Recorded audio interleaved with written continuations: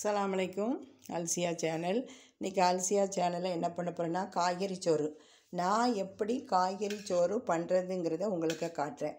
2 கிராம்பு, 1 டம்ளர், 1 கப்பில் இந்த கப்புக்கு 1 கப்பு அரிசி.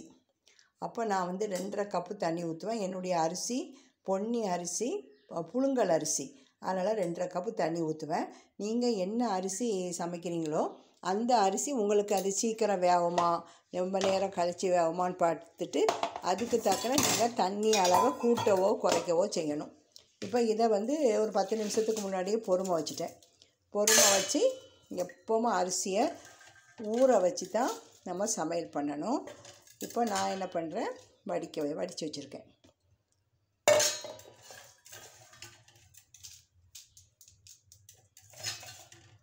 இப்போ நம்ம தண்ணி அளவை சொல்லியாச்சு. தேவையான அளவு நெய், அதுக்கப்புறம் வத்தல் பொடியும் கரம் மசாலா. இது நான் எப்படி பண்ணுறேனோ அந்த காய்கறி சோறத்தை உங்களுக்கு நான் இப்போ காட்டுறேன். இஞ்சி பூண்டு பேஸ்ட்டு, 2 கிராம்பு, இதில் ஏலக்காய் பொடி போட்டுட்டேன், 2 மிளகாய். உங்கள் காரத்துக்கு ஏற்றபடி மிளகாய் போடுங்க. பெரிய தக்காளி 1, ஒரு பெரிய பல்லாரி இனிதான் அதில் வெட்டணும். அதுக்கப்புறம் 1 கேரட்டும், ஒரு 4 பீன்ஸும், கொஞ்சம் புதினா, தாளிப்பதற்கு கருவேப்பிலை. இவ்வளோ சின்ன சைஸு எலுமிச்சை சாறு. இந்த எலுமிச்சை சாறு ஊற்றினா நைட்டு வர சோறு கெட்டு போகாது. இல்லைனா நீங்கள் எலுமிச்சை பழம் இல்லைன்னா ஒரு 2 ஸ்பூன் தயிர் ஊற்றுங்க. அப்புறம் இன்றைக்கி முட்டையை வேக வச்சுட்டேன். இப்போ எண்ணெயை ஊற்ற போகிறேன். இப்போ ஆரம்பிக்கும். இப்போ வெங்காயத்தை கட் பண்ணிட்டேன். இப்போ நம்ம ஃபஸ்ட்டு அடுப்பை ஆன் பண்ணோம். குக்கர் வச்சுட்டேன். இதில் ஃபஸ்ட்டு நெய் இருக்குது பாருங்கள். இந்த ஸ்பூனுக்கு 2 ஸ்பூன் நெய்.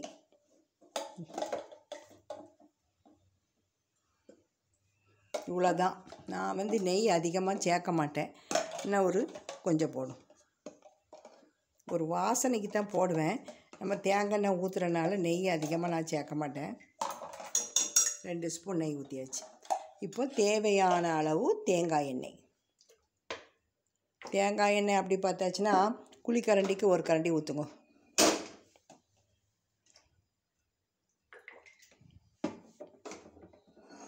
இப்போ எண்ணெய் காயட்டும்.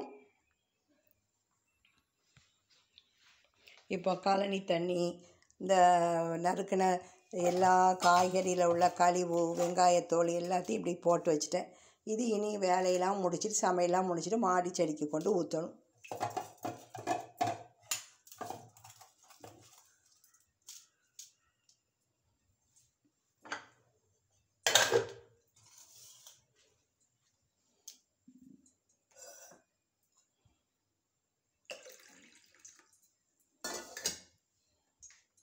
எண்ணெய் காஞ்சிட்டு இப்போ நம்ம எடுத்து வச்ச கிராம்பு, பட்டை, அந்த அன்னாசி பூ இவ்வளோ எண்ணெயில் போட்டாச்சு.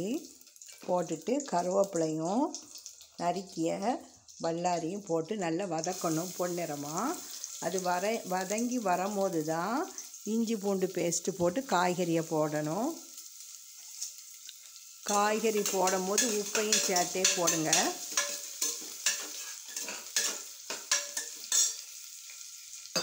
காரம் நான் சமையலில் காட்டும் போது, வீடியோவில் காட்டும் போது எங்களுக்கு நான் எப்படி காரம் போடுவேனோ அப்படி உள்ள காரத்தை தான் காட்டுவேன்.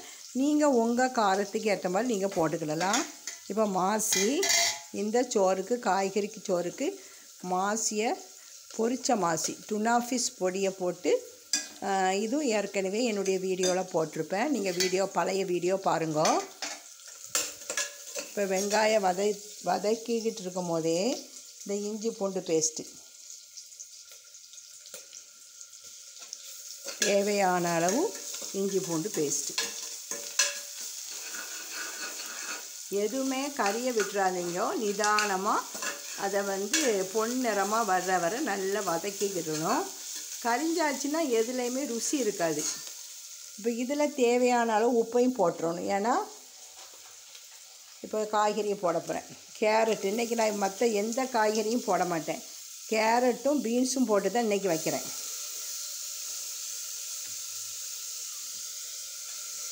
இதிலையே 1 டம்ளர் அரிசிக்கு 1 ஸ்பூன் உப்பு போடுறேன். இது கொதிக்கும் போது பத்தாதுன்னா 2வது போட்டுக்கிடலாம். இந்த காய்கறி நல்லா வதங்கணும். பாதி வதங்கினதுக்கு பிறகு தக்காளியை போட்டு இந்த எலுமிச்சை சாறை புழிஞ்சு ஊற்றணும். 2 மிளகாய்.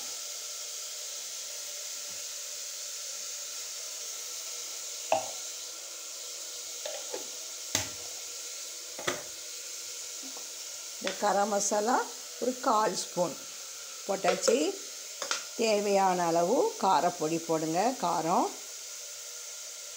இது நான் 1/4 ஸ்பூன் போடுறேன். எங்கள் காரத்துக்கு ஏற்றபடி நான் போடுறேன். அதிலையே எலுமிச்சை பழத்தை புழிஞ்சிட்டேன். நம்ம எலுமிச்சை பழம் தயிர் ஊற்றுனா அந்த சாதம் அந்த சோறு இரவு கெட்டு போகாது. இரவு வரை இருக்கும். நம்ம வெளியூருக்கு கூட ட்ரெயின் பயணத்துக்கு கூட எடுத்துகிட்டு போகலாம், கெட்டு போகாது. அதனால தான் நம்ம எலுமிச்சை பழத்தை விடுறோம். இந்த சோறுக்கும் மாசி சம்பலுக்கும் சூப்பராக இருக்கும். நீங்கள் செய்து பாருங்கள். இப்போ தண்ணி அளவு நான் சொன்னேன். இந்த கப்புக்கு 1 கப்பு அரிசினா 2.5 கப்பு தண்ணி நான் ஊற்றுவேன். ஏன்னா இந்த அரிசி பழைய அரிசி, கிச்சன் கிங் பொன்னி அரிசி.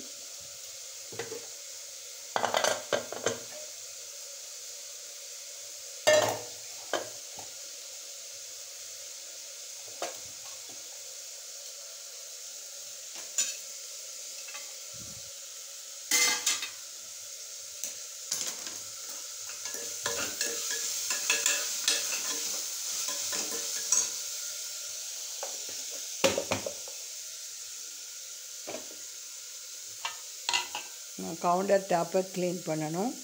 பேப்பர் எடுத்துகிட்டு வரேன். பேப்பரால் துடைக்கணும். முதல்ல துணியால் துடைச்சிட்டு வேலை தான். சமையல் தான். க்ளீனிங் தான். க்ளீன் ஆகிரும். இப்போ காய்கறி எல்லாமே நல்லா வதங்கிருச்சு. இப்போ தண்ணி ஊற்ற போகிறேன்.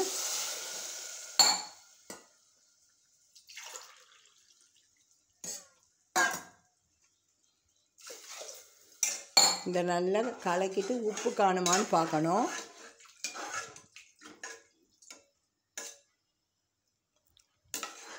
பத்துமா, உப்பு பத்தாதான்னு பார்க்கணும்.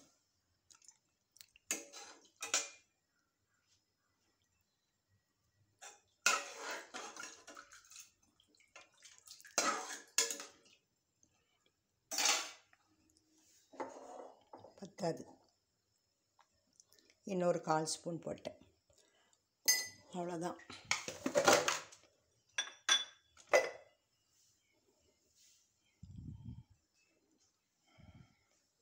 இப்போ நம்ம ஏற்கனவே களைஞ்சி வச்ச அரிசியை போட்டாச்சு.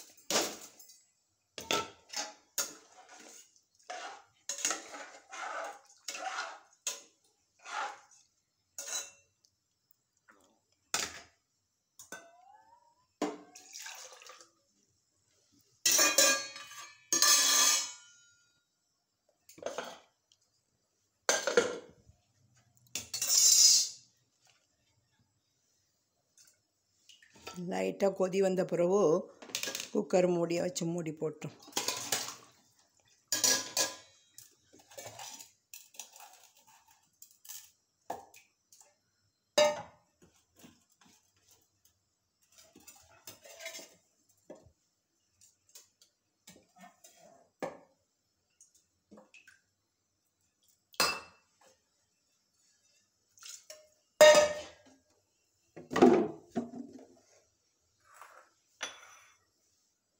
இப்போ நம்ம மூடி ப்ரெஷர் வந்ததுக்கப்புறம் பட்டன் போட்டு அப்புறம் ஸ்லோவாக சிம்மாக எவ்வளோக்கு எவ்வளோ அடுப்பை சிம் பண்ண முடியுமோ அவ்வளோக்கு அவ்வளோ சிம் பண்ணி 10 நிமிஷம் 10 நிமிஷத்துலலாம் சோறு ரெடி ஆகிடும். காய்கறி சோறு ரெடி ஆகிடும்.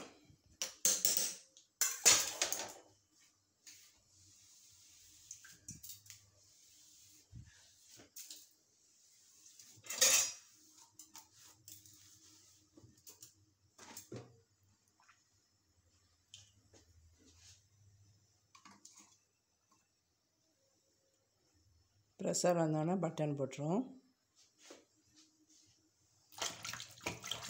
இதை இந்த அப்பப்போ பல் தேய்க்கிற டூத் ப்ரஷ் வச்சு நல்லா க்ளீன் பண்ணிடணும். அப்போ தான் பட்டனில் எதுவும் அடைச்சிருந்தாலும் அது வந்துடும். இப்போ ப்ரெஷர் வந்ததுக்கப்புறம் நம்ம பட்டனை போட்டுட்டு அப்படியே ஸ்லோவாக அடுப்பாக்கி 10 நிமிஷத்தில் காய்கறி சோறு ரெடி ஆயிரும்.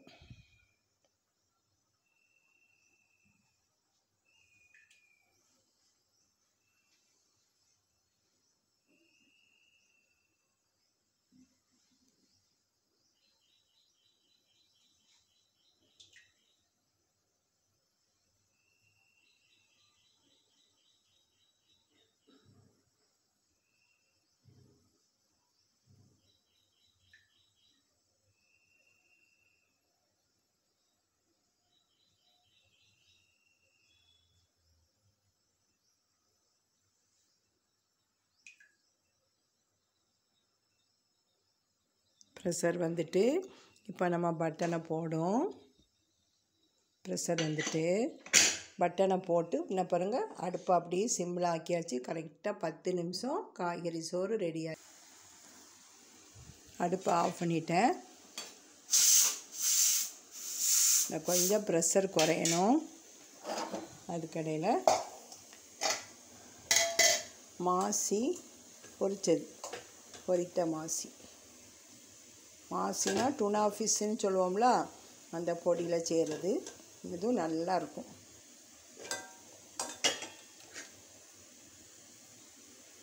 ரெண்டு பாக்கெட் போட்டு தான் பண்ணியிருக்கேன். சாப்பிட்றா இருந்தால் ஒரு 3 பேர் நல்லா சாப்பிடலாம். இதெல்லாம் என்னுடைய பழைய வீடியோவில் போட்டிருப்பேன். செய்முறையில் பழைய வீடியோவில் போட்டிருக்கேன். இந்த காய்கறி சோறுக்கும் இந்த டூனா ஃபிஷ் பொரியலுக்கும் முட்டைக்கும் சூப்பராக இருக்கும். இப்போ நம்ம ப்ரெஷர் குறைஞ்சிட்டான்னு பார்க்கும்.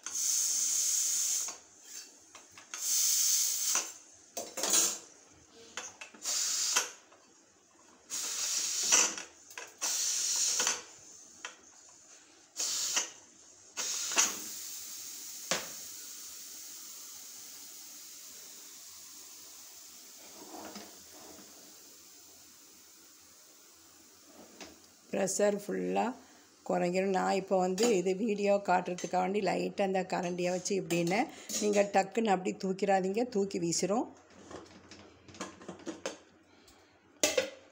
இப்போ அடியிலேருந்து மேலேருந்து அடியில் அப்படி நல்லா கிளறணும். அப்போ தான் இந்த காய்கறி எல்லாமே எல்லா பக்கத்துலேயும் படும்படி இருக்கும். தக்காளி, பீன்ஸு, கேரட்டு எல்லாமே சோறில் எல்லா பக்கமும் படும்.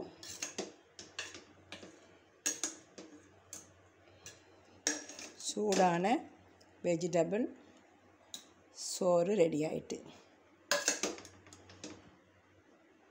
பாருங்கள், இது ரொம்ப சுவையாக இருக்கும். இதுக்கு ஏற்ற டிஷ்ஷு டூனா ஃபிஷ் பொரியல் தான். நான் பீட்ரூட் போட மாட்டேன். பீட்ரூட் போட்டு அந்த சோறில் உள்ள கலரே மாறிடுது. இது நல்லாயிருக்கும். பீன்ஸும் கேரட்டும் மட்டும் போட்டு வச்சா நல்லாயிருக்கும். பாருங்க, சூடான காய்கறி சோறு ரெடி ஆயிடுச்சு. இது பிடிச்சிருந்தா லைக் பண்ணுங்கள். லைக் பண்ணிவிட்டு வீடியோ பாருங்கள். இன்ஷா அல்லாஹ் நாளைக்கு ஒரு வீடியோ போடுறேன். அஸ்ஸலாமு அலைக்கும்.